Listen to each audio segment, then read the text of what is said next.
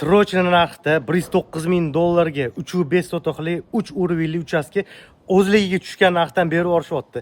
Kirov Gazoil ko'chadan 100 metr kirasiz, Sadaf to'yxonani shundoqqina orqasida hamma kommunikatsiya bor.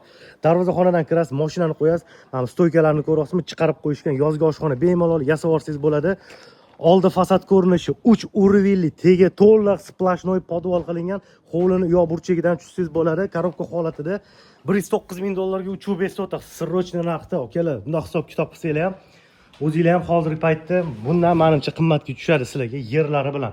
Bu oshxona bo'lsa kerak, ustida ishlayapti, ozgina bardak. Podvalga tushib ketirish, uy ichidan ham tushsa bo'ladi. Bitta mehmonxona, yonida bitta xona bo'lyapti. Zo'r tarafi tegi to'liq podval qilingan. Qarang. Bu 3,5 sotix 109 ming dollar. Yonida 2,5 sotig'i bor, uning narxi 99 ming dollar. Xuddi shunaqa planirovkada u ham. Shundan ko'tarilamiz. Hovliga qaragan balkoni. Bu yana bitta xona. To'g'risida yana bitta xona. Xonalar katta-katta ko'ryapsizlar. Hech qaysi xonalar gulxo'y emas. Ulgurib qolinglar. Srochna narxda Kirov Gazoil ko'cha, Sadaf to'yxonaning orqa tarafi katta ko'chagacha ham 100 metr chiqadi, hamma kommunikatsiya bor.